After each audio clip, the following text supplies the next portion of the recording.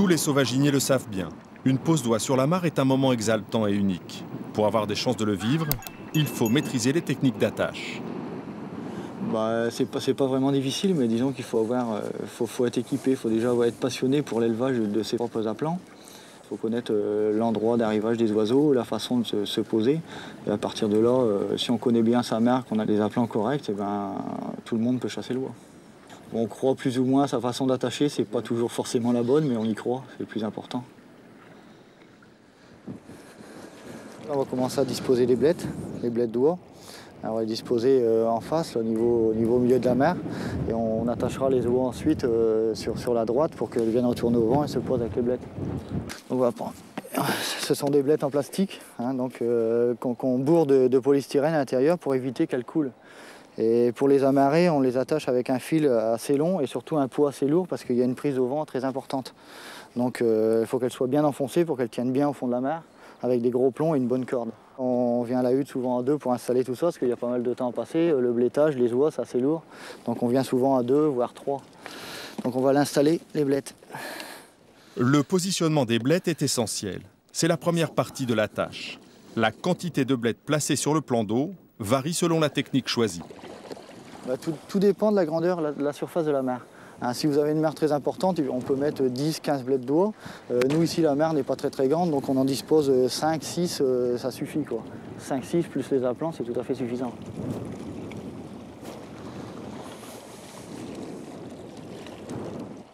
Le rôle des blettes est double. Elles vont servir de leurre et mettre en confiance les oies sauvages. Selon la méthode d'attache utilisée, les blettes empêchent la pose à l'endroit où elles ont été placées. Et là, le blétage est terminé, donc on va aller attraper les oies dans les perques pour les disposer sur la mer.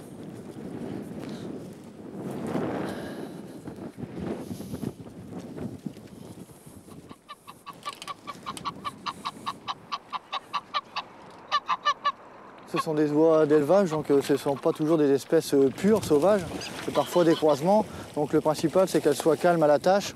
Et puis à partir de là, on a déjà de bonnes réussites avec.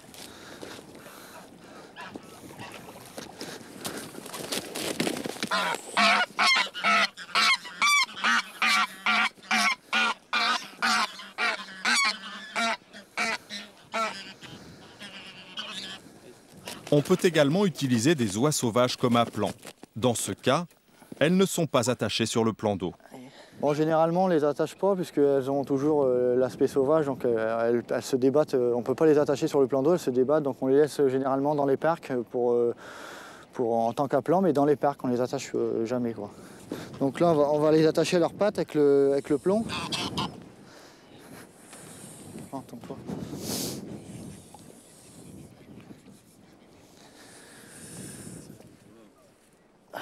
Donc on attache une épingle dans cette bague plastique qui est autour de la patte, qui est reliée à un fil comme tout à l'heure aux blettes, avec un plomb qu'on enfoncera bien soigneusement au fond de la mer pour éviter que l'oie ne tire son plomb et se sauve.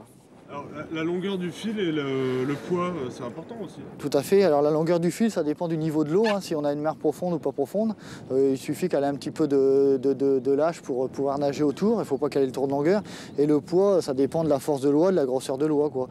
Et c'est comme ce sont des oies assez calmes, on n'a pas besoin d'un gros plomb. Le principal, c'est que ce soit bien enfoncé au fond de la mer pour que ça colle et qu'elle ne bouge pas. Là, on va en attacher 3 et les autres, ceux qui restent dans les parcs vont appeler, si vous voulez, avec les femelles. Là, on a attaché les 2 femelles, le mâle restera là, dans le parc. Et là, on va faire la même chose, il y a un couple, on va attacher la femelle et le mâle va rester dans le parc, ce qui fait qu'ils vont se répondre en permanence. Est-ce que c'est suffisant, 3 oies? Tout dépend de la grandeur de la mer. Pour chez nous, dans le secteur, c'est suffisant, comme la mer n'est pas très grande et les parcs font le reste. Où les mers sont beaucoup plus grandes avec des grandes étendues d'eau, il faut mettre plus de blettes et plus d'eau à la tâche.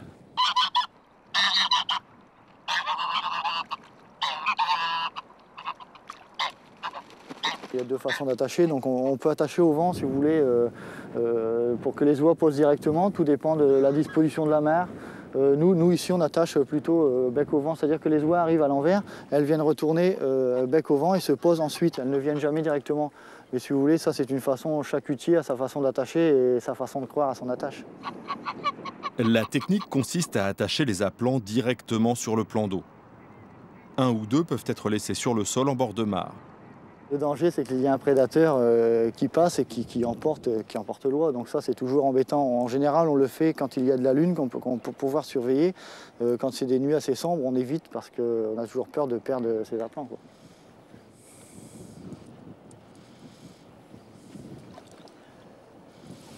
L'important, c'est toujours de bien vérifier la tâche. C'est ce qu'on fait à chaque fois. Des fois qu'elle serait mal fermée. Donc là, on va la disposer dans la mer. On va aller les placer. Bon, celle-là. Descends là. Est-ce qu'on peut utiliser le va-et-vient avec les oies? Nous, par ici, jamais, comme ce sont des mers, on peut marcher dans toute la surface de la mer. Le va-et-vient est souvent utilisé dans des mers très très profondes où on n'a pas accès à waders en botte, si vous voulez. On a accès uniquement en barque. Donc là, on utilise des cordeaux de rappel pour attacher les oies. Mais nous, on attache toujours les oies comme ça en descendant dans la mer, étant donné la peu de profondeur qu'il y a dans l'eau. La tâche est presque terminée. Il ne reste plus qu'une seule oie à placer, le court-cri. Voilà, on la met en face ici. Elle a un cri assez particulier. En général, quand elle chante, on est assez sûr. En général, c'est que les oies passent et elles se posent généralement juste après. Donc celle-ci, on la dispose en face, ce qui nous permet de nous réveiller et d'être sûr qu'il y a le gibier qui passe. Là, on les attache en triangle, une de chaque côté, ce qui permet au parc, ceux qui restent dans les parcs, de répondre. Et celle-ci en face, comme je vous l'ai expliqué, c'est la dernière avant la pause. Et viens, viens. Viens Mélis, viens. Mélis. Et là on a disposé donc, les 3 oies tout à l'heure. Donc en principe les oies devraient arriver de là-bas sur le côté gauche de la mer. Et quand elles arrivent, elles tournent et elles reviennent au vent. Ce qui fait que les 3 oies qui sont attachées là vont chanter et les faire baisser. Et elles devraient se poser après les blettes à oies en face là sur le côté gauche.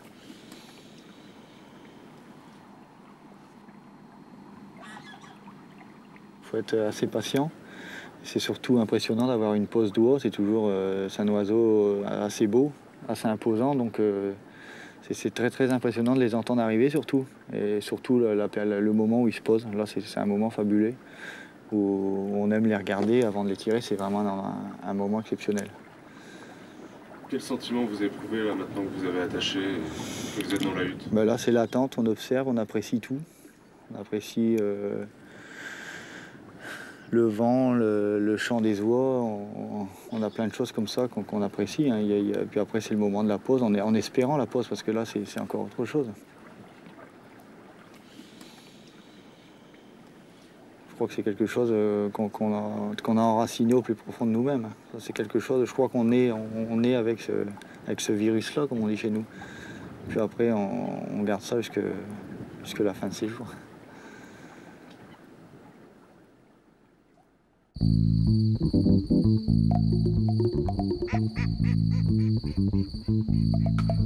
La tâche des oies est simple pour la plupart des mares peu profondes. Mais elle oblige souvent le chasseur à se mettre à l'eau équipé de cuissardes. Un autre système évite de se mouiller les pieds, le va-et-vient. Une astuce bien pratique.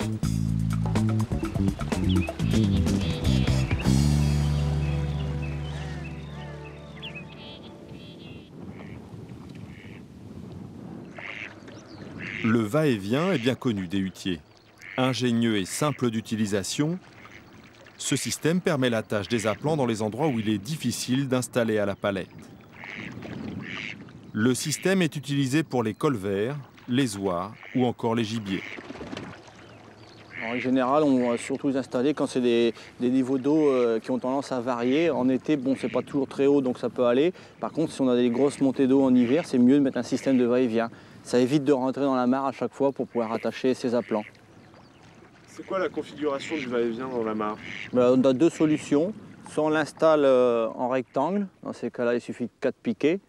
Hein, c'est avec environ 2 mètres de large entre les 2 espaces de corde. Ou soit on l'installe en triangle, c'est-à-dire toujours 2 piquets dans la mare et 1 piquet seulement au pied d'hutte. Et vous préférez quoi? Le rectangle. Pourquoi? Parce qu'on peut les envoyer selon les vents, soit d'un côté, soit de l'autre, et au moins les oiseaux sont bien alignés par rapport aux visées. Alors de quoi a-t-on besoin pour fabriquer un va-et-vient? Bon, ben c'est assez simple, il faut d'abord 2 piquets qu'on va aller mettre dans la mare, sous l'eau. Ce sont des piquets en inox, du tube creux, c'est mieux parce que ça s'enfonce plus facilement. Et ensuite, il faut aussi 2 piquets qu'on appelle des piquets d'apier, qu'on va mettre au pied d'hutte, qui serviront à attacher les cordes dessus lorsque le va-et-vient est au repos. De la corde nylon, c'est mieux, c'est imputrescible.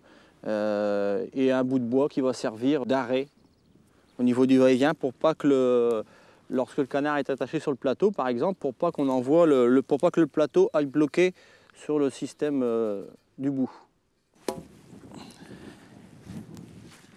Démonstration sur terrain sec de ce qui se passe en pratique sur la mare. Les piquets de tête sont placés dans l'eau à la distance souhaitée. Puis les piquets d'apier sont installés. Cette disposition a l'avantage d'assurer un attelage qui sera toujours en ligne. L'installation de petites anses sur les piquets de tête peut être bien utile. Pour que la corde, elle est maintenue par cette petite anse, et ça va servir à faire coulisser, comme c'est un arrondi, ça fait, la corde coulisse très bien dessus et ça évite entre autres de user la corde. Alors les piquets qui sont mis dans la mare sont ces deux-là. On les écarte généralement de 2 mètres. Moi je les écarte de 2 mètres pour ne pas être trop embêté avec les appelants. Et les piquets d'apier qui sont ici, on les fixe juste à ras du pied d'hutte, de manière à ce que sur le pied d'hutte, on a juste qu'à se baisser pour prendre la corde. Et ensuite, on fait coulisser. Là, évidemment, ce n'est pas représentatif, hein, c'est un système de va-et-vient en miniature, mais on les met à distance que l'on veut. 20 mètres, 30 mètres, 40 mètres, 50 mètres. Ça dépend de la grandeur de la mare et ça dépend jusqu'où on veut envoyer ses appelants. En règle générale, une cinquantaine de mètres, c'est une bonne distance. La première étape de l'installation est terminée. Il ne reste plus qu'à enfiler la corde autour des piquets, sans la tendre immédiatement. Avant de le tendre définitivement, il faut d'abord faire des boucles sur lesquelles on attachera les gibiers ou les plateaux. Comme la corde est d'un bout, on fait juste simplement une boucle comme ça. On la serre un petit peu, il n'y a pas de serrer comme un malade, ça ne va pas s'enlever. Voilà. Et à partir de là, c'est là qu'on viendra attacher donc la graffe, sur lequel sera attaché également le canard à l'autre bout, ou le plateau sur lequel on mettra le gibier. Alors donc à partir de là, je prends un espace d'environ 2 mètres. Là, on va prendre un petit peu moins, comme c'est réduit. On va faire une bonne longueur de bras. Et hop, on va refaire une boucle. En temps normal, c'est tous les 2 mètres. 2 mètres ou 3 mètres ou 4 mètres, ça c'est chaque chasseur fait à sa guise. On refait une boucle comme ça, voilà, tout simplement. Et on peut en faire une dizaine, une quinzaine ou une vingtaine si on veut. Et quand on a fini de faire tout ce système de boucles, c'est là après qu'on va venir tendre la corde au niveau des systèmes d'apier.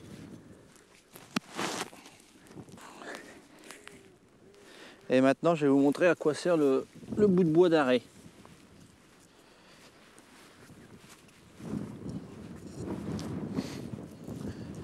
Ça sert tout simplement à servir de butée pour empêcher que la patte du canard ou le plateau vienne se bloquer au niveau du piquet qui est dans la mare, au niveau du va-et-vient.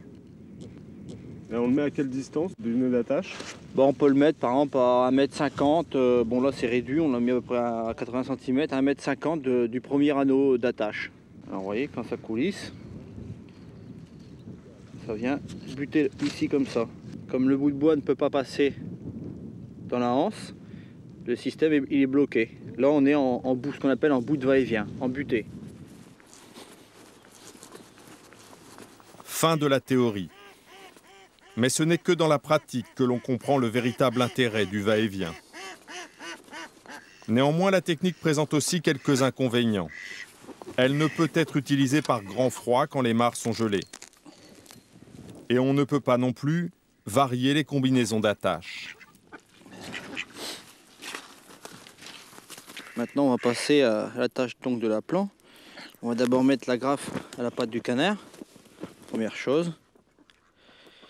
Voilà. Pas oublier de fermer la graffe, sinon il se sauve. Et maintenant, ce petit bout de ficelle avec l'autre agrafe, on va l'attacher sur les fameuses boucles qu'on a prévues à l'avance. Séparées de 2 mètres environ, comme on l'avait dit précédemment.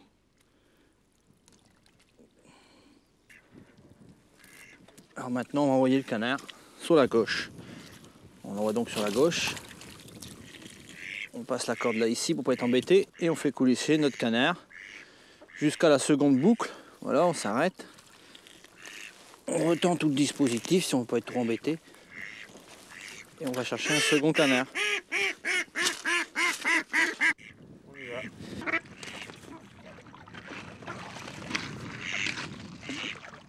Et on refait pareil. Alors quand on les envoie comme ça, souvent les appelants tirent un petit peu. Vous voyez, comme ils sont à distance, ils ne peuvent pas s'en mêler. On peut utiliser un autre système. On met un système pour les gibiers comme sarcelles, siffleurs, pilets. On met par exemple des petits plateaux flottants.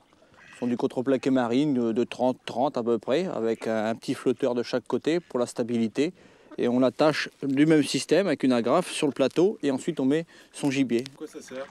Parce que les gibiers chantent, les siffleurs, sarcelles ou autres, chantent beaucoup plus lorsqu'ils sont perchés que sur en pleine eau. Si on les met en pleine eau, ils vont avoir tendance à ne pas être bavards du tout. S'ils sont sur une petite plateforme un peu surélevée, ils auront tendance à siffler beaucoup plus.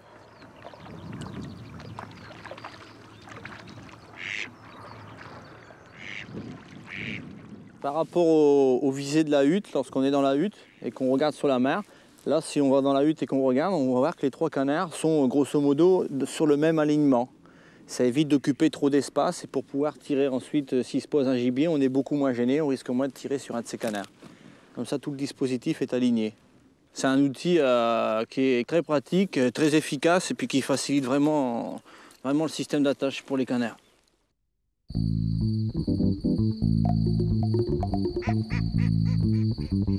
Le va-et-vient est un système bon marché à la portée de tous les chasseurs bricoleurs. En général, ce type d'installation se fait après la saison de chasse. C'est aussi à ce moment que les appelants sont préparés pour la saison suivante. Et pour que l'élevage soit bien protégé des prédateurs, les pièges sont indispensables.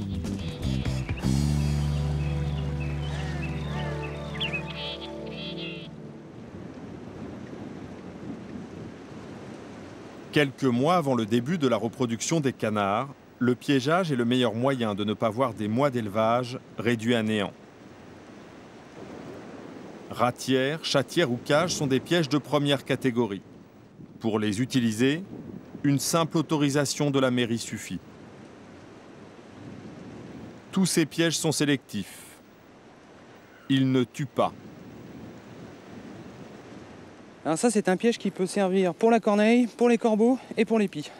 C'est un piège de première catégorie que tout le monde peut utiliser. Donc là, il y a une blette pour démarrer, pour la mise en route. Donc avec une blette, on arrive à attraper les corneilles. Mais sinon, l'idéal, c'est quand même d'avoir un oiseau vivant dans le piège. Donc si on met une corneille dedans ou une pie, ça marche très très bien. Ça marche même mieux qu'une blette. Donc on introduit l'appelant ici par le haut.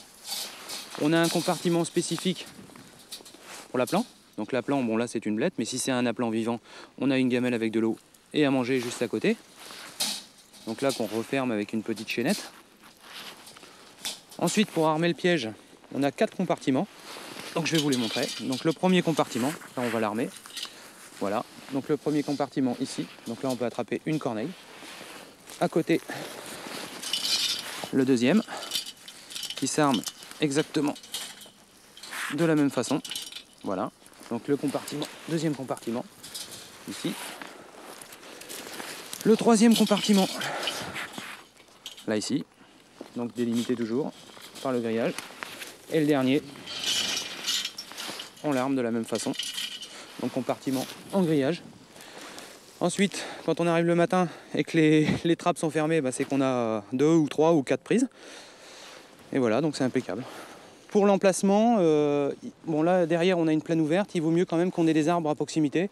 Et quand on connaît un nid de corneille, si on peut mettre la cage au pied de l'arbre, ça marche encore plus vite en fait. Là la corneille va venir défendre son nid, va venir défendre son territoire, il va rentrer tout de suite dans la cage pour se battre avec la corneille qui est à l'intérieur. On vient relever le piège tous les matins pour voir s'il y a des corneilles d'attraper. S'il y a autre chose, on relâche bien sûr. Et puis ça donne de très très bons résultats, surtout au printemps dans les marais, là où on a des cannes qui commencent à couver et on sait qu'on a beaucoup de prédation au niveau des œufs avec les corneilles. Donc c'est un piège qui est très pratique aussi parce qu'on peut le déplacer très facilement. On peut l'emmener, on le met dans la voiture, on va aller le mettre de l'autre côté du marais, on peut piéger 15 jours à un endroit, 15 jours de l'autre côté, et ça donne de très très bons résultats. Les prédateurs se déplacent dans leur territoire de chasse et les pièges mobiles présentent donc quelques avantages. La chatière ou boîte à fauve est un système performant à condition d'observer quelques précautions élémentaires. Alors pour tendre la chatière, il suffit de remonter, quand on est tout seul, remonter le système de déclenchement, ouvrir les deux portes complètement, basculer le système de déclenchement, on pose le genou dessus pour pas que ça remonte, on lâche les deux portes, et ensuite on règle la sensibilité de la palette. Donc on peut régler très sensible ou pas. Donc là on va régler normal. Et ensuite on va aller installer la chatière sur le passage forcé. En l'occurrence sur le pont. Voilà. Alors là avec la chatière on va essayer d'attraper surtout des fouines. Éventuellement renard mais beaucoup plus rarement parce que le renard se méfie énormément dans la chatière. Et pour les départements où c'est autorisé, pourquoi pas un putois ou éventuellement un rat musqué dans certaines conditions. Donc l'animal va s'engager sur le pont en fait. Donc là de ce côté-là on a mis un grillage pour canaliser en fait l'animal vers la chatière, vers la boîte à fauve, et l'obliger à rentrer dedans. Donc l'animal va venir de là, va longer la poutre, là où il a l'habitude de passer, et rentrer dans la chatière. Il va marcher sur la palette qui se trouve au milieu de la chatière, et ça va se refermer de chaque côté de l'animal. Les chatières sont posées de différentes manières en fonction du terrain. Ouvertes des deux côtés sur un passage obligé, ou bien fermées d'un seul côté avec un appât lorsqu'on les place au bord d'un chemin. Voilà. Donc là on va arracher un peu d'herbe, on va imiter grossièrement un faunie en fait.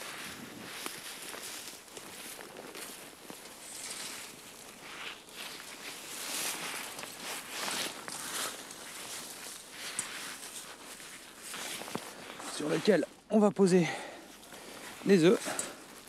Voilà, tout simplement, tout bêtement. On va refermer le côté de la chatière. Donc là, on a mis des œufs pour le printemps.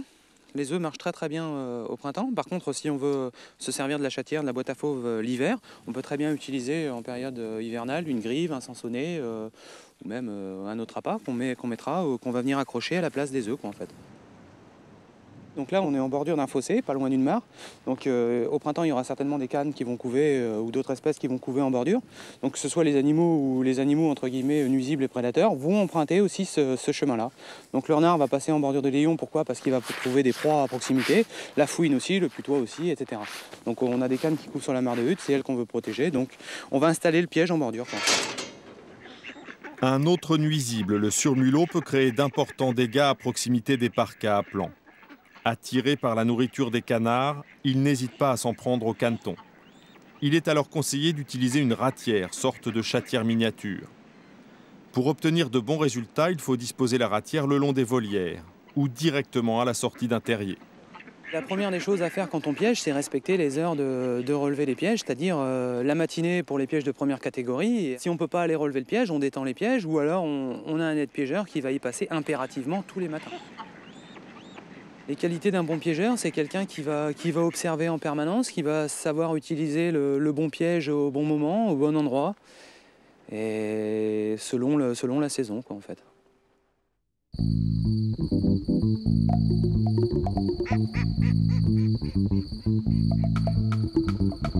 Le piégeage est une activité indissociable de la chasse au gibier d'eau.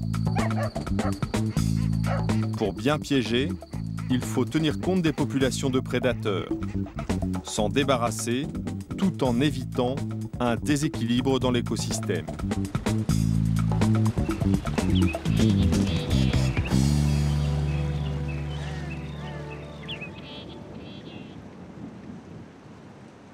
Le renard, la fouine, la belette ou le rat sont des prédateurs qui représentent une menace pour les appelants et les canetons.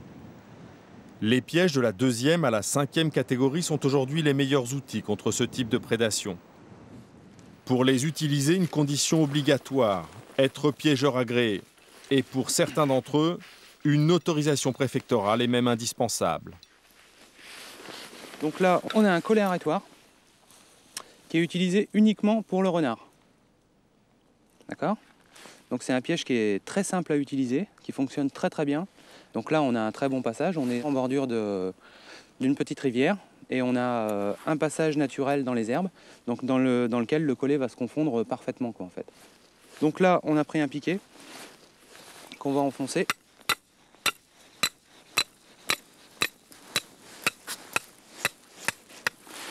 Quand on enfonce le piquet, toujours bien veiller à ce que le clou tournant fonctionne, parce que si le clou tournant ne fonctionne pas, l'animal peut se pendre ou alors il peut éventuellement même casser le collet.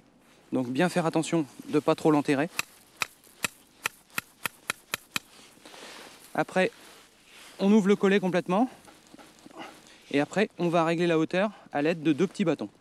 Dans les secteurs où on a beaucoup de chevreuils, pour éviter que les chevreuils détendent régulièrement les collets, on va poser le collet avec un seul bâton. Ce qui fait que quand le chevreuil va passer dans le passage, dans le layon, il va pousser le collet avec sa patte et le collet va revenir se positionner tout seul. Par contre, dans les secteurs où on n'a pas du tout de chevreuil, où on n'est pas embêté avec les chevreuils, comme par ici, ou très peu, on va positionner un deuxième petit bâton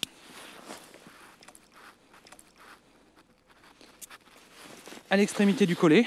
Voilà, on va le mettre un peu de travers. Et on va venir caler le collet dans le deuxième petit bâton.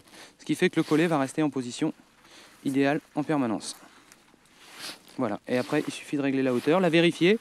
Bon, les gens qui n'ont pas l'habitude, on se fait une petite pige de 22 cm avec une petite croix, une petite marque sur un petit bâton ou alors avec 1 mètre à 18 cm. Comme ça on est sûr de respecter les hauteurs réglementaires. Ça c'est très très important pour éviter justement d'attraper d'autres espèces que l'espèce recherchée. Donc l'animal passe la tête dans le collet, il avance, ça se referme directement autour de lui, mais ça ne ferme pas complètement. Ce qui évite à l'animal d'être étranglé en fait. Voilà, donc c'est l'arrêtoire qui est ici, qui empêche l'animal de s'étrangler, tout simplement. Alors si malheureusement on attrape un chevreuil, ce qu'il faut c'est toujours avoir une tenaille sur soi qui coupe très bien, de façon à pouvoir couper le collet très rapidement. Et pour le chevreuil, ce qu'il faut c'est avoir en permanence un sac dans la voiture, style sac pour mettre le blé. Il suffit de cacher les yeux de l'animal, ça le calme tout de suite. On prend la tenaille, on coupe le collet et on relâche l'animal. Un autre piège, le piège Belle-Île, peut être placé dans les coulées de gibier. Pour ne pas laisser d'odeur, mieux vaut l'installer avec des gants. Alors pour tendre le piège Belle-Île, on commence par armer les ressorts du piège, un de chaque côté. Donc un de ce côté-là et un de ce côté-là. Voilà, donc là on a armé les 2 ressorts qui vont servir à projeter le lacet sur la patte de l'animal.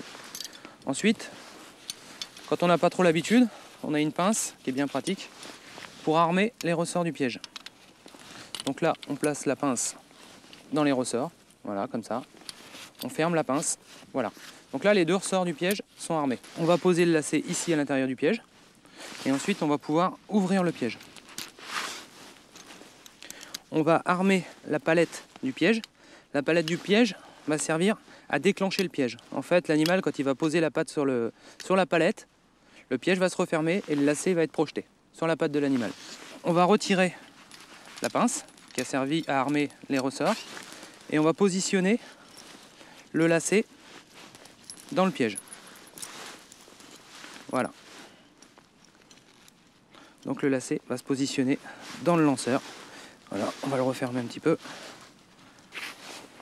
Lorsque le renard pose sa patte sur le piège, le lacet empêche toute possibilité de fuite. Installé dans un jardinet, une sorte d'entonnoir artificiel ou naturel, le piège doit être placé et camouflé de manière à n'attirer que l'espèce recherchée. Donc là, on va piéger au jardinet.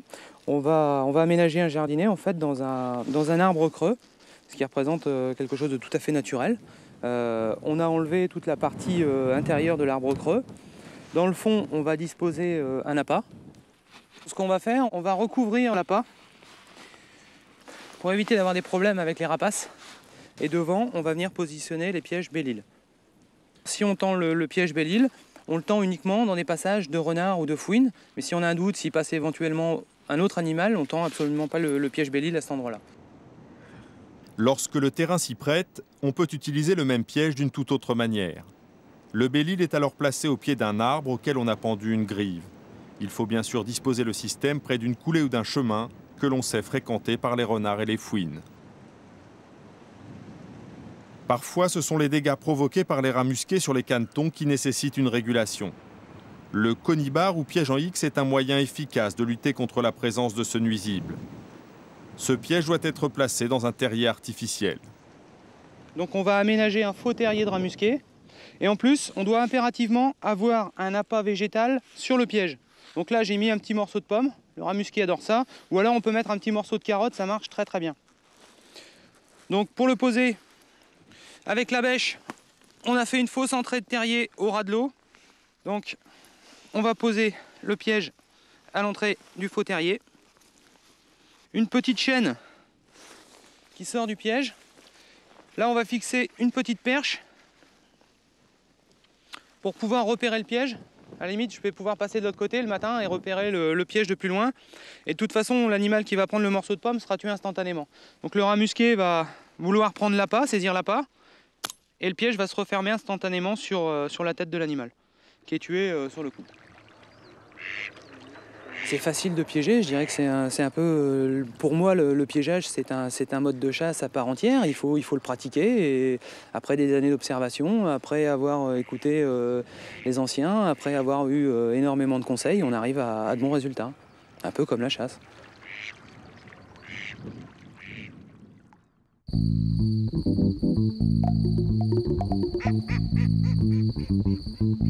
Les animaux faibles ou malades sont des proies faciles. Ils sont souvent les premières victimes des prédateurs. L'efficacité des pièges peut être doublée d'un bon élevage d'aplants. Pour réussir à élever des oiseaux en bonne santé, il faut d'abord et avant tout veiller à les alimenter correctement.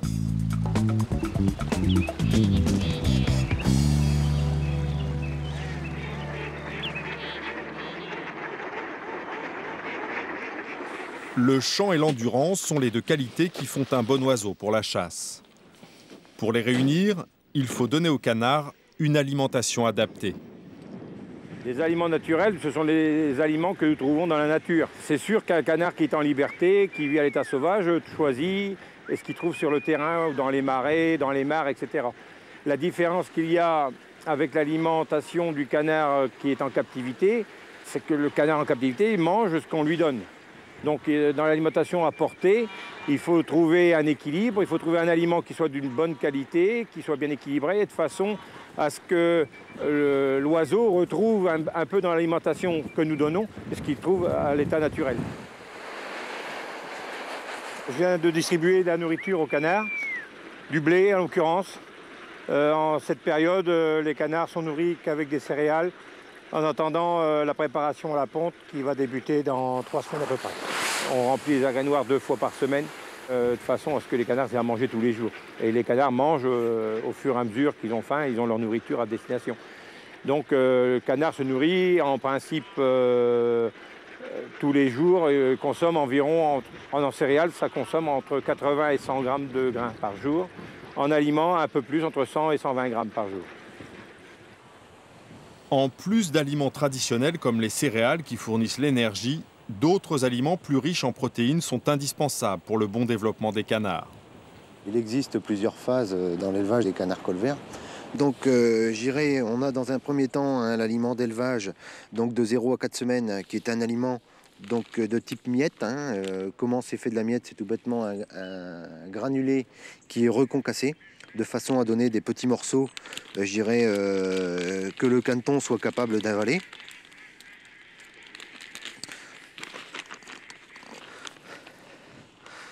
Donc voilà ce que c'est que de la miette. Donc c'est un granulé qui est tout bêtement pressé, qui est passé dans la presse et qui est reconcassé une deuxième fois. Donc c'est une présentation très fine, parce que les canetons sont quand même pas très gros et ne peuvent avaler que ce type d'aliment. Donc voilà pour la partie démarrage en fait, de ces animaux. À partir de 4 à 5 semaines, les canetons vont manger un aliment beaucoup plus grossier. Donc là, c'est un aliment, je dirais, de type granulé, hein, qui a été pressé mais qui n'a pas été reconcassé comme précédemment. Donc c'est un aliment qui est granulé avec une granulométrie d'un diamètre d'environ 2,5 mm. Hein. Donc on a ici, on voit bien la présentation, je dirais, régulière avec des granulés pas très longs à la fois, hein, parce que je dirais, le canard peut avaler ce type de granulés, mais néanmoins il ne peut pas en avaler des très longs. Après, je dirais, quand nos animaux auront été à la chasse, auront subi toute la période qu'on connaît, on arrivera dans une phase de reproduction où là, on a un aliment dit chauffe, hein, donc qui se présente sous la même forme qu'un granulé deuxième âge, en fait. Hein, donc avec un granulé toujours d'un diamètre de 2,5 mm, toujours pas trop long, hein, puisque les animaux, même adultes, ben, je dirais ça, c'est un granulé qui est tout à fait consommable, mais il ne doit pas être beaucoup plus long. Hein. Donc au niveau de la composition, ben, je dirais on n'a pas forcément beaucoup de variantes. On a ici au dos de l'étiquette la composition des aliments et les valeurs ici en bas. Donc on s'aperçoit ici qu'on n'est plus à 18 ni 15, mais on est à 16,5 de protéines. Hein.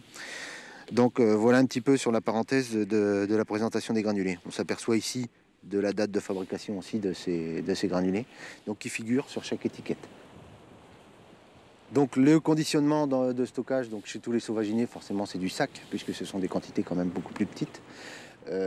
C'est ça qu'il faut les mettre forcément à l'abri de l'humidité, parce que ce sont quand même des aliments, je dirais, qui peuvent prendre l'humidité. Donc il faut les stocker dans un lieu relativement sec ou sur une palette, quelque chose comme ça. Une alimentation équilibrée reste le plus sûr moyen d'avoir des canards résistants. Il faut aussi savoir l'utiliser pour les soigner. Un animal malade, d'abord, il se tient souvent à l'écart des autres. Il est très prostré. Il a une attitude qui n'est pas du tout la même. Il a les ailes qui tombent. Il a la tête un petit peu déséquilibrée. Il est tout à fait anormal. Donc, au premier symptôme, on doit réagir. On doit prendre ce canard, l'examiner, savoir s'il est maigre, savoir s'il se paralyse. Et certains symptômes peuvent donner, si vous voulez, un aperçu sur telle ou telle maladie. Si les canards ont des vers, on appuie un peu ici. Bon là, c'est de l'urine. Hein. Et il n'y a pas de vers. Parce que bon, si en pressant sur le cloaque, s'il y avait des vers, il sortirait des vers par l'anus. Donc là, c'est un canard qui est plutôt en bonne santé, qui est propre. Donc il n'y a pas de traitement particulier. Il n'y a pas de traitement particulier à lui attribuer. Hein, c'est pour ça que on leur met que du blé pour l'instant. Bon, s'il y avait une anomalie quelque part, si on voyait un canard qui serait mal en point, bon, on l'isolerait d'abord et puis voir éventuellement ce qu'il peut avoir. Bon, on a toujours des remèdes de vieille grand-mère, comme dirait. Bon, un canard qui est triste, on peut mettre un peu de vinaigre dans l'eau, par exemple. Hein, quand il est isolé, au cas par cas, bon, le vinaigre, ça traite les vers, ça traite le métabolisme, ça traite un peu tout. Donc, bon, mais c'est des remèdes de vieille grand-mère. Il faut quand même, moi je pense qu'il faut d'abord isoler, et s'il n'y a pas d'amélioration dans les 24 heures, consulter un vétérinaire pour avoir une alimentation supplémentée avec un médicament adéquat.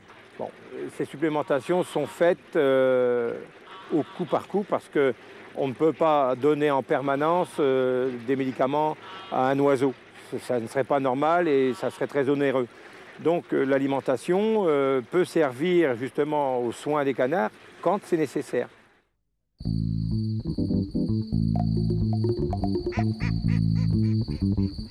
Bien préparer ces oiseaux à la saison de chasse est un travail minutieux quotidien où aucun détail ne doit être négligé. Il faut aussi profiter des dates de fermeture pour entretenir son matériel et tester d'autres produits qui, comme les cartouches, changent rapidement d'une année à l'autre.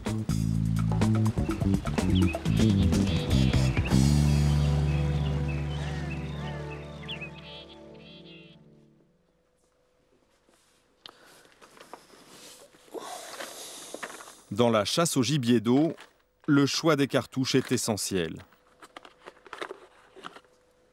Le gibier, la distance de tir et la saison. C'est de ces 3 facteurs que dépend le choix d'un plomb et celui de la cartouche. Quelle cartouche pour quel gibier? Disons qu'on a affaire d'abord au canard de surface. Sur le canard le plus traditionnel, tel que le colvert, les sarcelles, ce qu'on appelle vraiment le canard de surface. Le 6 est un numéro de plomb tout à fait adéquat. À savoir que c'est un oiseau qui est assez dur de par sa plume. Et je préconiserais aussi le plomb nickelé, hein, qui est beaucoup plus dur. Et maintenant, nous avons d'ailleurs de nouvelles générations de plomb avec le plomb extra durci doré, qui est encore plus dur et qui offre une meilleure pénétration dans l'air et donc un résultat en groupement supérieur.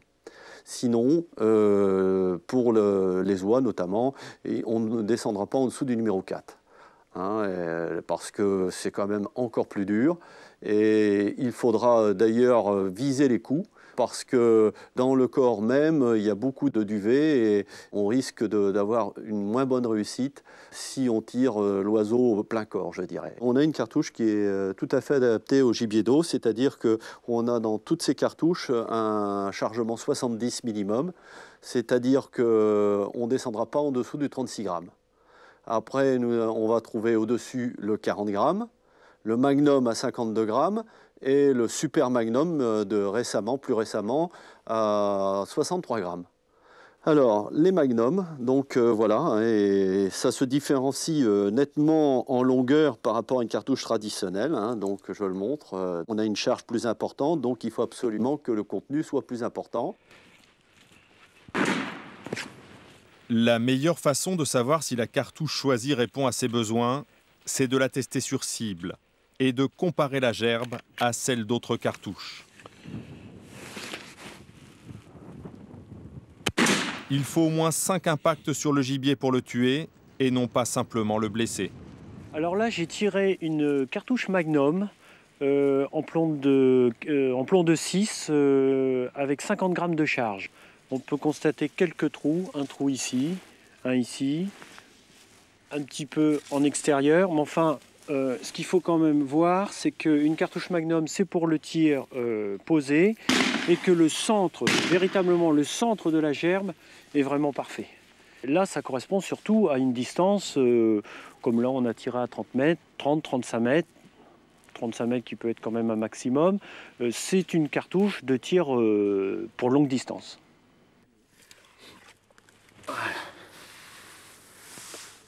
Maintenant, les charges plus légères sont toutes aussi bonnes. Hein.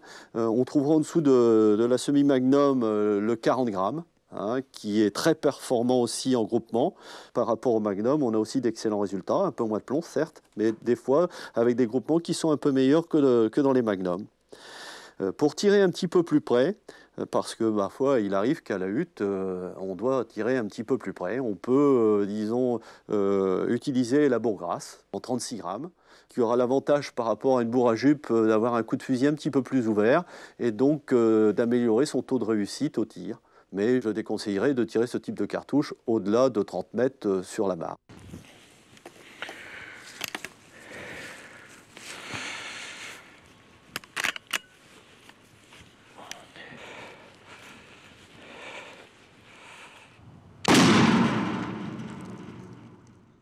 Donc là, je viens de tirer la bourre à jupe 36 grammes à 20 mètres, qui est vraiment très serrée, une gerbe fort dense, fort concentrée, qui n'est pas une cartouche à utiliser pour un tir à 20 mètres.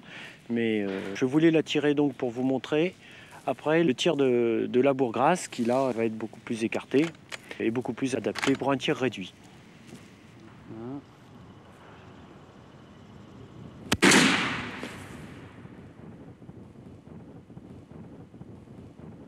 Alors la différence, donc là, elle est bien marquée. Donc c'est une cartouche qui ouvre beaucoup plus. La bourgrasse, donc vous n'avez pas le concentrateur, les plombs ne sont pas tenus dans la bourre, c'est-à-dire dès que les plombs sortent de la bouche du canon, les plombs sont libérés. Par rapport à la bourre à jupe, où ils sont tenus dans la jupe pendant 1,50 m à 2 m. Donc là, la gerbe est bien ouverte, pas de trou. Par contre, on constate quand même des bordures de gerbe qui peuvent faire la différence sur un tir qui n'est pas totalement centré, vous pouvez réussir quand même à tuer. Vous voyez, vous avez vos 4-5 impacts ici en bordure. Donc c'est vraiment la cartouche idéale pour un tir à 20-15 mètres, pour pouvoir tirer plus près sans avoir la possibilité de moduler, de changer le choc, d'avoir un choc un peu plus ouvert. On voit arriver sur le marché des produits qu'on appelle duo. Alors ça, c'est plutôt novateur. C'est-à-dire que, comme son nom l'indique, il y a 2 numéros de plomb dans la même cartouche. Mais surtout pas mélangés. Certains croient qu'on prend un numéro, là celle-ci est en plomb numéro 4 et 7. Donc ce n'est pas du 4 et du 7 mélangés. Et l'avantage de ce produit, c'est qu'on peut allier, disons, la fourniture en atteinte sur le gibier à la performance du 4 qui est très, très puissant et qui permettra de tirer un petit peu plus loin. Et donc ça, c'est plutôt nouveau. Et notamment pour le semi-automatique, c'est préconisé parce que l'avantage dans le semi-automatique, c'est qu'on met les 3 mêmes cartouches dans le fusil et on a moins compliqué à ouvrir la culasse pour éventuellement changer une cartouche si le gibier se trouve un petit peu plus loin sur la mare.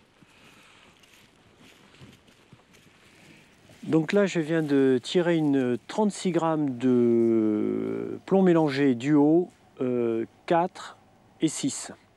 Donc on arrive bien à distinguer différents numéros de plomb, donc le 4 et le 6. C'est une cartouche un peu mixte pour pouvoir tirer près avec le numéro 6 et 4 pour tirer beaucoup plus loin. Donc là, je crois que 30 mètres, il faudrait tirer cette cartouche-là un petit peu plus près pour à l'occasion tirer du gibier un petit peu plus loin avec le plomb numéro 4. Voilà, je crois que la distance de 30 mètres n'est peut-être pas le meilleur compromis. 25 mètres, 20-25 mètres, on aura une densité un peu supérieure. Lorsqu'on a trouvé un produit qui marche très bien avec son arme et qui offre de bons résultats, quand c'est, disons, un encartoucheur tout à fait performant et qui ne change pas la qualité de ses produits, on est assuré d'un résultat constant de par la régularité des vitesses et des pressions. J'ai abordé un point qui est essentiel, c'est la conservation des cartouches. Il faut absolument que les cartouches soient conservées au sec, et surtout par grand froid, parce que c'est vrai que la hutte aussi, c'est l'hiver, et on peut avoir des températures qui descendent en dessous de 0. Et il faut absolument conserver ces cartouches à la chaleur, parce qu'elles vont perdre de la pression et aussi du rendement. Il ne faut pas trop regarder, je dirais, au centime sur une cartouche, parce que le rendement peut être complètement différent.